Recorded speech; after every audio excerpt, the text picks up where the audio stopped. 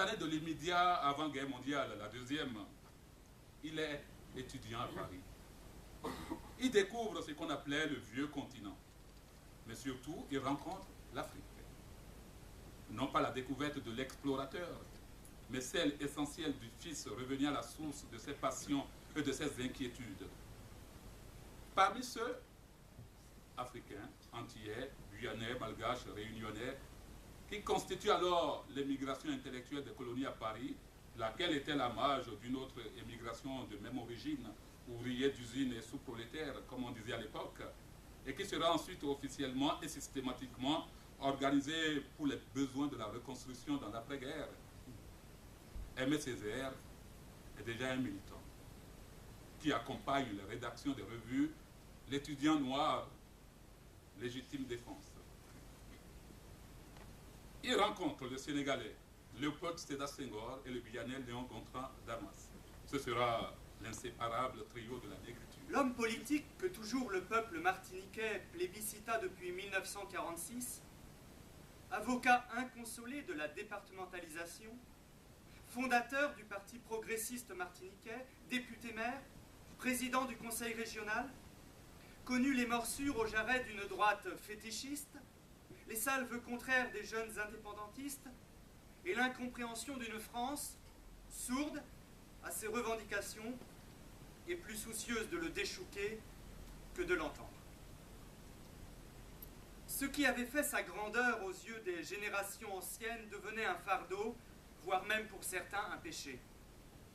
Il aurait été le père suprême de l'assimilation, le responsable de toutes les dérives décriées, le coupable d'une dépendance honteusement couverte d'allocations et de subventions.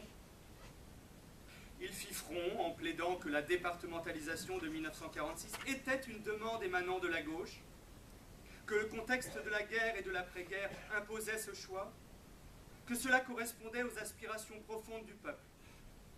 Et peut-être, secrètement, il pensait au débâcle des indépendances africaines et aux convulsions sanguinaires de la dictature noiriste de François Duvalier.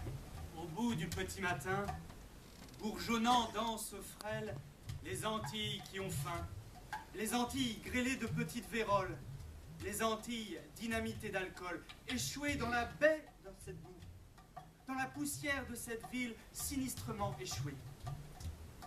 Au bout du petit matin, l'extrême, trompeuse désolée escarre sur la blessure des eaux, les martyrs qui ne témoignent pas, les fleurs de sang qui se fanent et s'éparpillent dans le vent inutile, comme des cris de perroquets babillards. Une vieille vie, menteusement souriante, ses lèvres ouvertes d'angoisse désaffectée. Une vieille misère, pourrissant sous le soleil, silencieusement. Un vieux silence, crevant de pustules tièdes, l'affreuse inanité de notre présent. La courbe d'un collier, des vallées vers la poitrine dévoilée de la mer, vient l'auvent au creux sa touffure de ressac. Bahia, des rives de continent, un en allée de terre, un bâillement géologique à l'heure facture de l'échouage, le tout assoupi à l'encre et mal dompté au lieu. Bahia, de nostalgie, de gingembre et de poivre. Bahia, des filles de saints, des femmes de Dieu, à peau de crevette rose, à peau douce, aussi de la sauce vatapa. Ah, Bahia, Bahia d'elle, de connivence, de pouvoir, Campo Grande pour les grandes manœuvres de l'insolite, de toutes les communications avec l'inconnu, centrale et douane.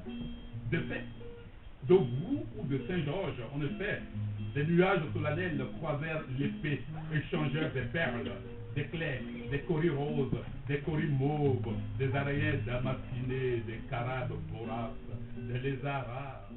Et le monde se termina dans le délabrement interne.